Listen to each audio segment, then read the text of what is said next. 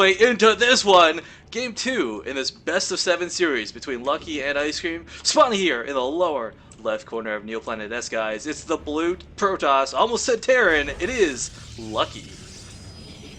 And guys, we all scream because we want it. It's ice cream. And it's because we want it. It's not you scream ice cream, we all scream for ice cream. It's because you want it. It's ice cream. You don't need an excuse. If we're gonna go off of puns, hopefully Lucky wasn't purely lucky Game 1 because he's got to win a ton more against Ice Cream here today. Now, Ice Cream, of course, the one game I cast of him was on not Neoplanet S, so never mind, actually, I take that back. Good start to the game. Again, guys, Ice Cream, Lucky, they're both kind of coming out of their retirement, getting back into full swing of Heart of the Swarm, so this is kind of their, what we've dubbed as the debut show match for both of these players. So, Yep. Winner, loser, it doesn't matter. Both these guys are going to come out of this series better players. No question about it. Yeah. Jimmy J. Now- Rayner, you're always welcome to post the link, sir. Oh, yeah. Okay, that's all right. Because I was going to answer something in the chat as well, which is always cool. Blue Dog, are we drinking? I'm personally not. It's 10 a.m. in the morning. Now, normally it is late enough for me to start drinking, but I'm not today. I'm drinking some water because... Yeah, yes. water. The caster's alcoholic beverage. Flamga, when you drink water, does it go down your throat in the opposite direction? Well, the opposite direction to you, yes, but it's the same way that your body functions, it goes the same way. Yeah, when you Although drink water, it throws up, right? Like, I don't think we're directly opposite, so it might be it might go down perpendicular. oh, don't you dare use math terms on me. I will end you. Well, Ice Cream go for a completely different build this time, not the double scoop Rocky Road build as I've dubbed it. It obviously didn't work out too well for him last game, but I gotta say, like, I really feel last game was a whole lot less Ice Cream making mistakes and just Lucky playing very good. I mean, his reaction to the drops, he was on top of everything at every point in the game. There's like 3 instances where he caught Lucky's little hit squads just by total coincidence. I mean, Yeah, I think I agree with that. It was pretty... Lucky was pretty lucky, we should call it. well, But, I mean, look, at the same time, even in catching those units, Lucky did pull off what he needed to make sure that he survived, he defended, or he did the damage that he wanted. So, and I think the biggest thing that I really liked was that mothership core harassment. yeah, that was great. It's just unfortunate that it was across the map when it needed to be. Yeah.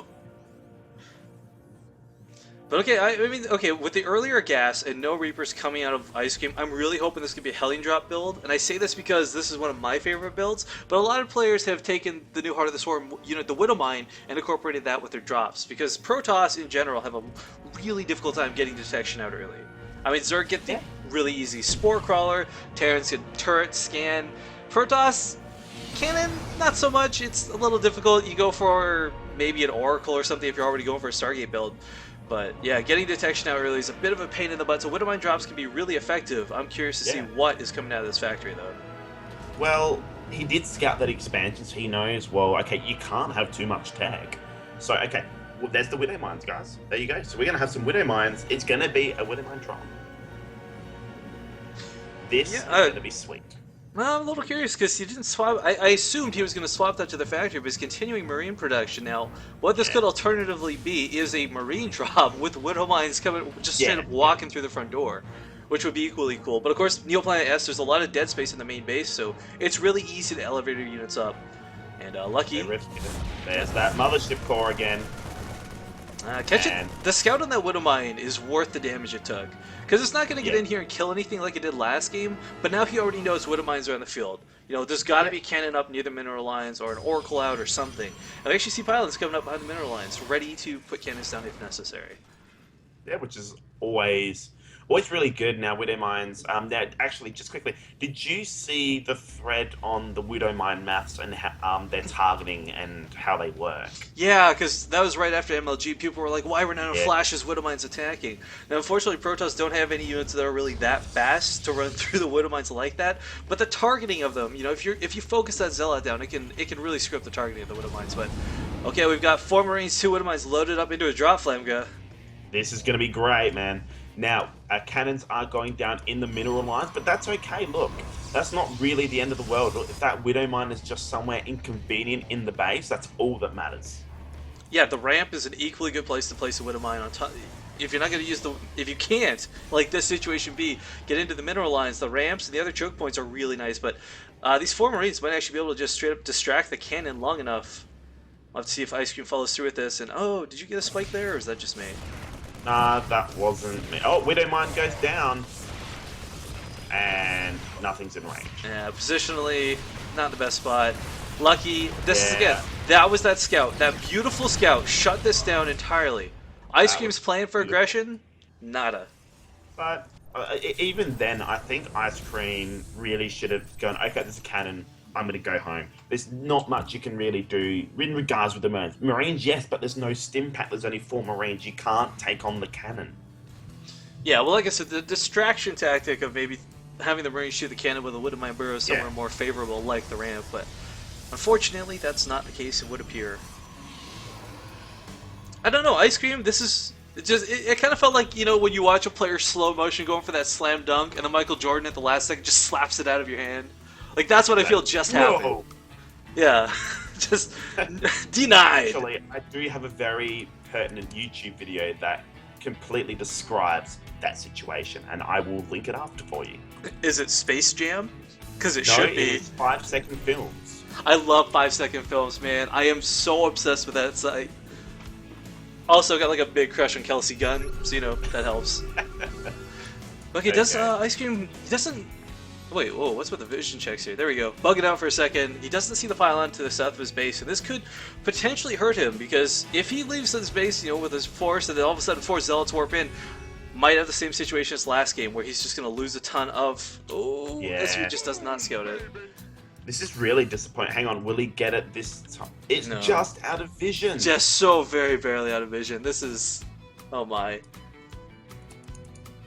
Actually, it's funny someone brings up that Medivacs are floating miracles, because I'm not sure if it's the last team he was on before SCA, but Ice Cream, formerly, again, OGS Illusion, was on Incredible Miracle. So, coincidence, pun? I don't know, but... Flam guy, I'd really like for him to take a fight at this ramp here, because those sentries are so far away. Sniping off these 2 stalkers and then going for an attack could be very beneficial, but... Oh, man. Ice Cream. Actually, how many medevac? We have three medevacs on the field. That's enough to stim in here, really. Or even stim in, force some force fields, do a drop on the high ground. But here we go, medevac going on the high ground. We're going to have an attack on the high and the low. This is going to be a nice 2-prong attack hit. And Lucky, yeah, he's trying to bait Lucky's forces at the moment. But as soon as there we go, overcharge on that Nexus, will drive these units back for the time being.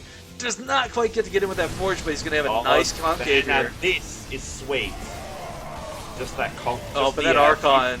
High ground and low ground, but Lucky just has enough, I think. That Archon just shredded everything on the high ground. Yeah. Oh, but it is nearly... It's almost dead. Go down. Yeah. Yeah. Unfortunately, shields do regenerate rather quickly once they do start regenerating, so...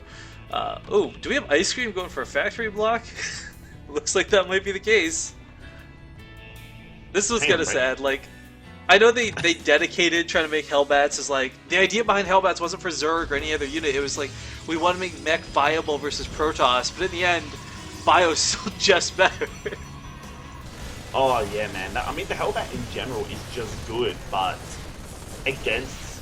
I think it's just better against Zerg just because Zerg units clump up so much. Well, if your opponent... Like, if game 1, you know, Lucky's going for mass charge Zealot, Hellbats are definitely good in that situation. They're very tanky, they do a ton of spread damage to the Zealots that line up so nicely, but... I mean, they're hard to incorporate because it's a whole other tech path. You gotta upgrade their weapons alongside the Marine weapons. It's understandable why players don't include them. Well, remember, guys, that the mech armor has been doubled up, so it's mech armor and air armor. Ooh. So there is always a possibility of using these complete meat shields. So just getting the 1 extra upgrade, but... That 1 Archon does go down, the second one is very low, but those force shields will keep the army at bay for now. Cannons going up at the same time. This third base is going to be defended quite easily. And are we going to see a drop here? Actually, that would be cool to see a drop right here. But I still don't know that, like, even a good drop, he's got to go for the main, because this third base is untouchable. There we go, going right past it. Only Warpins will be here to defend, and 1 single cannon. I'd like for him to snipe that Robo Bay, or at least get some pylons, but Overcharge goes down on the Nexus. He's on the clock here, Flamga. A lot here. A lot of probes are going to go down, and the Nexus. Can he get this Nexus? If he can snipe this, this will be completely worth it. Because that gas income. I think he can take these reinforcements. The Zealots are getting choked behind the Stalkers. There's enough Marauders that Ice Cream could kite here, and he's coming in for an attack on the third at the same time. Now, this is what we need to see in game number 1. This is beautiful. The forces are dwindling. They can all fit in that medevac now, so you can go home and just boost out of there, but actually that's what he's going to have to do right now, is just go home. Oh, he's still denying that Nexus getting rebuilt. Apparently, he's going to defy all odds to stay alive. Oh, Flamga, I gotta point this out. This really hurts. Lucky is not currently mining gas from his third base, so he's only mining gas off of one base right now. And as a Protoss player, man, especially if you're going for Templar with Storms, that gas is so crucial. Gas is awesome. And more barracks are going to be going down, so we're going to see a massive buyer force here for Ice Cream. Do we have that Viking production out yet? No, so there's no Vikings, so we're not going to see any Colossi yet. But I wouldn't mind one or two out still. Well, it's a good call on his part, I feel, for the time being, because he saw Archons early, right? Like that very first push revealed that there were Archons on the field. And if you're going Archons, typically you're going to keep going Archons. You don't make that quick switch just because it got scouted. Oh yeah. Oh, but I feel that Colossi are going to be able to do so much better here than Archons at this point in time. I mean, well, Charge Slot Archon in general is really good versus Bio, though. We got a drop going in the natural, gonna do a ton of damage, drawing Lucky's army back completely. The third. Yeah, opening the third, but there's still sentries here. A couple good force fields could help shut this army down. Ice Cream's got to be careful. Some nice EMPs going off. Go down, but it didn't get all the sentries. Oh, Flamga, he might get the Templar Archives in the main while this is going on. Oh man, the units are coming now, but it's going to be a bit late. Templar Archives will go down, and I'm hoping to see that he will boost out of it. He's not focusing the Archives. Oh, he's got to focus the Archives, please, Ice Cream. Well, he's focusing heavily on his third base too, so I mean, even if he doesn't get the Archives, cleaning up this third base definitely worth it, but with this huge Zealot Warp and charge almost finished. Hey, I hear concussive shields are pretty good. It is, but we don't have kiting going on, so Ice Cream kind of looking to be a little bit more soft serve, I feel. Trying to straight face that, not an easy task. Really, that's a low blow. I kind of feel at this point too, Lucky should have another Templar Archives already building, because, I mean, it is so low, 73 health, that's going to drop in a second. Cannons are being rebuilt as well. Not finishing.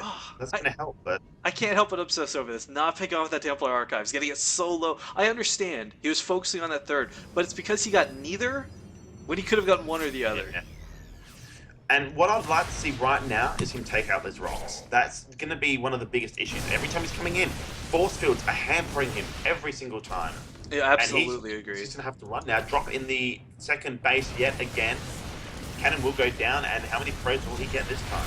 I gotta say, the biggest strength I'm seeing out of Ice Cream in this game is his distraction tactics. Like, oh, you got 3 Archons at your third base, I'm just gonna poke and then drop at your natural. I mean, it's really well played here by Ice Cream, but the question is, has the damage been done? I mean, a couple workers have been lost at this point, but really nothing critical. Here we go. This is what he needs instead. Yeah, finally, there's no army here to oppose him. Probes evacuating, but that's okay, because the Nexus will go down.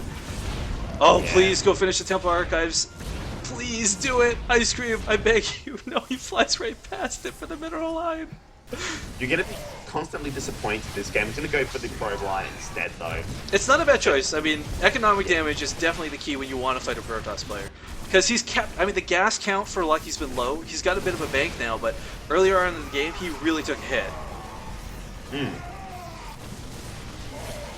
Not a bet that this drop is going to finally get cleaned up, and GG. Lucky does not want to deal with that pressure without a third base.